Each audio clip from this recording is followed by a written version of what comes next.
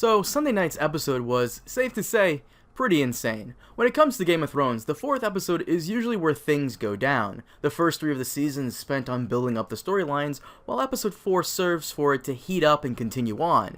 We get Dany showing off her old magic tricks, we finally get our pink letter, and my favorite character, Petyr Baelish, is back on the scene. I would go as far as to say that this episode was better than episode 3, but still doesn't top episode 2, which is to be expected. The main purpose of this episode is to get the ball going for the remainder of the season, and it delivered. Most of what we got was pretty good, but there were one series of scenes that I'm starting to get tired of, and I think you guys will agree with me, and I'll explain what I mean. Let's get to the review. So first, let's start off with Castle Black. The starting conversation between Jon and Ed is pretty fantastic, and as I thought, he used that little loophole to get out of the Night's Watch. He gave his life to them, and they took it. By force. Jon did what he thought was right, and now he's done, and I can't blame him. Someone in Phil's comment section last night said Jon has PTSD, and I agree with that 100%.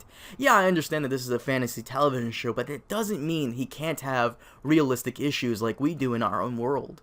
This guy just came back from the dead, and that would disturb the hell out of anybody. I can't blame Jon for wanting to leave, but at the same time, what will he do? Knowing fully well that the White Walkers are coming down on them. Ed is right, he just can't abandon them at this point, but at the same time, what can the Night's Watch even do? They have less than 50 men stationed there. Are they going to fight thousands of undead wildlings? It's a difficult situation to dissect. Just then, Sansa and her party come in, and we have a nice reunion between the two family members, which I thought was pretty cool. The one thing I want to ask you guys is this: did anybody ever see Sansa talking to Jon Snow in Season 1? I don't remember Sansa at all talking to him. She says that she was a jerk to him, but that might have been off-screen. By episode 2, Jon was already on his way to Castle Black, and the only female Stark I ever saw him interact with was Arya.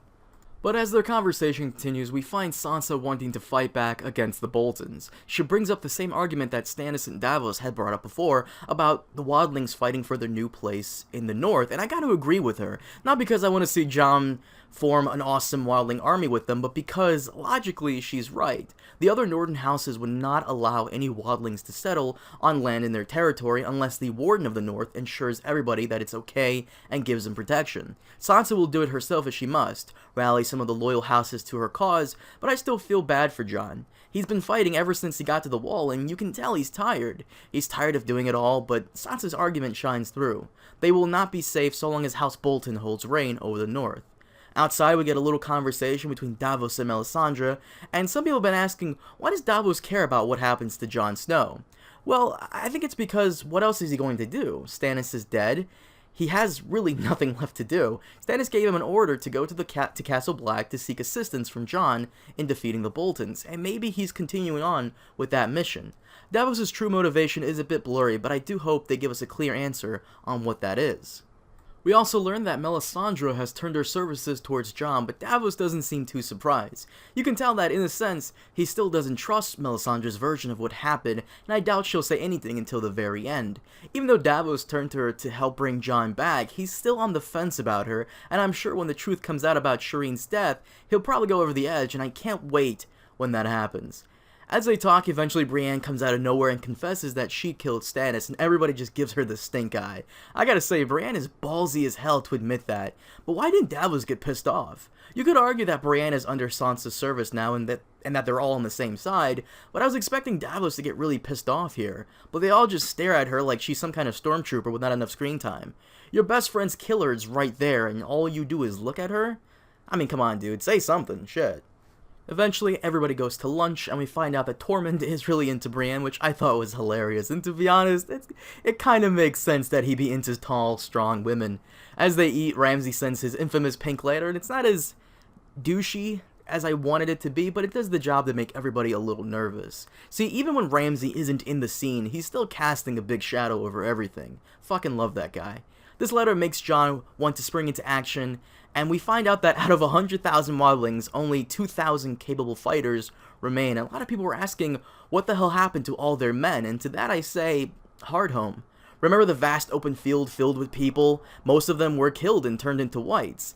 The ones that were spared were the few that got onto the ships, and even then it wasn't that much considering most of the old and children got on first.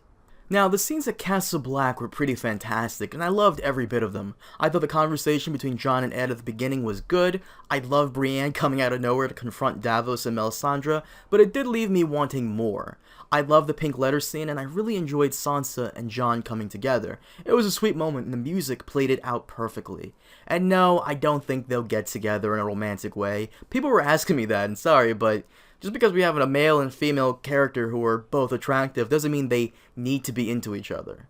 Castle Black this time around was great, but I have a feeling we won't be seeing much of it in the second half of Season 6, at least not until the end. I'm expecting this season to end with the wall being destroyed and the White Walkers coming through. I just hope Ed isn't around when that happens. Next, we get my favorite character, Petyr Baelish, coming back to the Vale to check in on Robb and Aaron, who really sucks at shooting arrows, but is very good at being a little jerk. This was a brief scene to show that Petyr has a tight grip over the Lord of the Vale to move into the next step of his plan. He successfully manipulates Robin into ordering the Knights of the Vale to come to Sansa's aid, but I wonder if they'll actually come in on time to turn the tide of battle. It takes a while for large armies to move across such large terrain, especially unnoticed. Since the first season, Petyr has had control of Lysa, and in turn, control of the Vale, and has kept their armies out of the conflict, so they're one of the few houses who still have most of their forces intact. But I do wonder, what is his game here? He's using Sansa as a means to attack House Bolton without interference from the crown, and to ensure the other Stark loyal houses help him out, but that only works as long as Sansa is alive and well. He was counting on Stannis and Roose to weaken each other, but he wasn't expecting Ramsay to be such an insane person, and I'm sure that changes his plans a lot. In the next episode preview, we do see that he meets up with her again, and I really am interested in seeing what she says to him. But overall, Petyr's scenes were brief, but it served its purpose to bring him back and move his storyline along too. It's just a shame we got him back in so late in the season, but better late than ever. Next, we have Tyrion and Meereen trying to make some peace with the Masters, who have retaken Astapor and Yunkai, and I've got to agree with both Melisandre and Grey Worm on this. There is no making peace with them, mainly because of what they said. Slavery has been a thing since the dawn of time, and it's quite difficult telling someone who was born in such riches and power, and trying to have them give it up, some of that power, for the good of the people. I mean, just look at North Korean dictator Kim Jong-douche. I love how Tyrion says that slavery hasn't existed in Westeros for hundreds of years, and that there are other ways of making money without them. Yeah, but Westeros is rich in gold, copper, silver, fishing, wheat, and so on, while Slaver's Bay is mainly located on harsh terrain and rely on a lot of the slaves to do most of the legwork. Tyrion's proposal for 7 years to abolish all of it is generous, but I believe all he's really doing is giving them an opening to invade Meereen. The fact that they met with him and not Dany is really telling, and the Masters may see this peace offering as a sign of weakness and will attack. The scenes we got afterwards with the free men getting annoyed at Tyrion for even starting negotiations with them really is telling. There's years of hatred among them, and I doubt peace is even possible at all.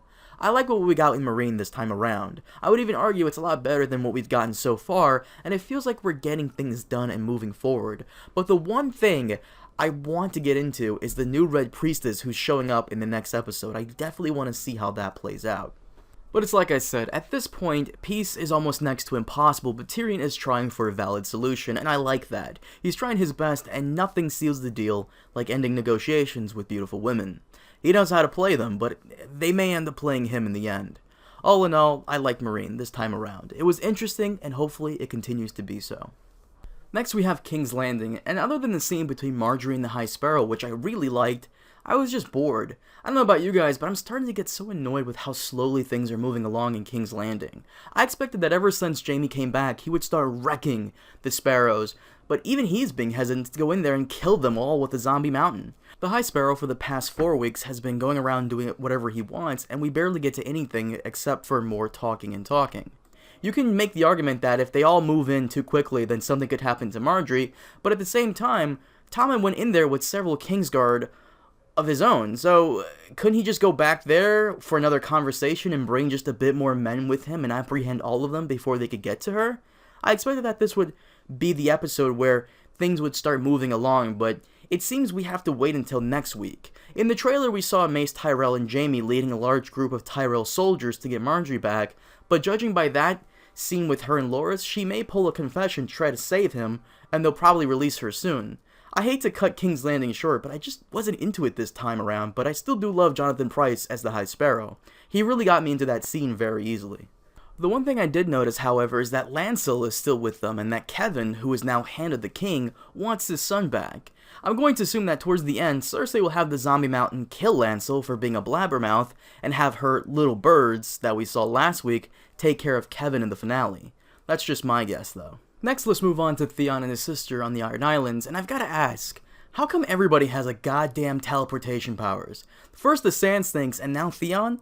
Last time he was on the outskirts of Winterfell, and now he was able to maneuver through all that terrain and make it onto a boat that coincidentally would take him to Pike. I'm sorry, but what? No. Regardless, like the Petyr scene, this one is only here so it can move the Greyjoy storyline along. But I'm still a little worried here. It's been 2 episodes since we've seen Euron Greyjoy and there are no signs of him. One of the main problems last season was how little we got of House Martell, and it seems that they're fixing their mistake when it comes to these guys, but they still need to give us a bit more to actually make his character meaningful. Theon has come back to help his sister Yara take over the Iron Islands, which was a big shock to me. Hell, I'm still surprised he managed to get past so many Northerners to get there, but to help her rule? Pretty bold of him. I just hope Euron isn't used as some obstacle for her to overcome and is actually a legitimate threat. But as for what we got this week with the Greyjoys, I wasn't too impressed. While Theon coming back to the Iron Islands is a big game changer, their scenes this time around were just there to move it along, and I'm curious to see how Theon will be able to support her in the next episode when the selection of the King's Moot begins. Okay, now we come to this controversial scene. I knew this was going to happen, but I can't say it comes as a shock. Ramsay killing Osha was bound to happen, but I always thought it would be towards the end of the Battle of the North, where he would burn her and maybe Rickon alive to demoralize Jon's forces. I honestly didn't expect him to kill her, but once I saw her eyeballing that knife, her fate was pretty much sealed. While Osha was never really a big character, it did feel a little cold for them to kill her off that way, but I also understand not everybody gets a big death scene that satisfies everyone else. People were also asking me if I thought Ramsay is just a little too evil for the sake of it, and to be honest, I don't think so. I think he's just the right amount of evil to be the big bad in the North that everybody hates. I've said it before and I'll say it again, he really is the Joker of Game of Thrones, and he plays that part beautifully. Even his little smile when she asks him about the flaying and eating people, little things like that make that character for me. But now that Osha is gone, I'm curious to see if he'll kill Rickon towards the end. Many of you were sending me pictures of the final battle scene where you can see the body of someone Ramsay has killed, and towards the bottom of it, it kind of looks like a wolf's head. But it's too blurry to tell if that's Rickon or not, so I'll save my opinions for when it happens or not. Still, I liked this scene. I thought it was great, but it was also kind of a bummer that she was taken out like that. Now we come to the Vos Dothrak scenes, and first let me just say, I really enjoyed the Mission Impossible stuff with Daario and Jorah, sneaking up and killing those guys, but something tells me that Daario will probably be killed by his own knife, since he kept saying he's really attached to it. I don't know, maybe it's just me watching too many Hollywood movies, but Game of Thrones has been a little too Hollywood lately, so it's possible. As for Dany and the killing of the cows, well, I thought it was badass of her. I need to call bullshit on a lot of things that even Preston Jacobs brought up. First, why didn't she just have Daario slit the throat of that young Khaleesi? I mean, they just met like 10 minutes ago, so how do you know she wouldn't have opened her mouth to the other women? Not only that, but how the hell can fire move up that quickly across the stairs and burn wood that fast? Not only that, but why didn't one of the cows just run up to her and slit her throat? They could have gotten around her, as they did, and just done it. Not only that, but why doesn't her hair ever burn off? Targaryens aren't immune to fire in the books, but in the show I guess it's just a special genetic trait that only she has. Look, don't get me wrong, I like that scene, it's just that I think they could have done a better job at making her more of a badass without overdoing it. Also, the Dothraki hate magic and witches, and they've even said that she allowed Khal Drogo to be bewitched by one. So when she comes out of that burning hut without a scratch on her, wouldn't it make more sense for them to want to kill her because she wasn't affected by the flames? And to those people, that would just kind of mean she has some kind of magical abilities? Just a thought. I did think that the scene was pretty cool though. I like that Dany is using her wits and not her dragons to her advantage. Some people didn't like it because of all the bullshit that came with it, but I thought it was pretty cool despite all the weird stuff that happened. But I will say this, I am sick and tired of these Westerosi coming into this country and killing unarmed Dothraki. Hashtag Dothraki Lives Matter. Seriously, let's make this a thing, people. Come on. With the exception of King's Landing this time around, I thought the episode was good and it did its job of moving along certain storylines for the second half of the season. Petyr Baelish and the Greyjoys are what I'm really excited to see for the next episode, and I'm also curious to see what Dany will do with all those Dothraki at her side. Once again, before I end the video, I want to put the spotlight on another person in the Game of Thrones community who I think deserves your attention, and this time, we have YouTuber Preston Jacobs, who is known around the community for his insane theories, but also known for his knowledge of the books and how persuasive he can be in his videos. I'll leave a link in the description below to his channel if you guys are interested in checking him out. Guys, thank you so much for watching. As always, leave your questions down below for my upcoming Q&A video. Sorry I couldn't do one last week, but I'll try to make that up to you guys with something special. Leave your thoughts below, and as always, please don't forget to hit that like and subscribe button. I'll see you guys next time. Baba Booey.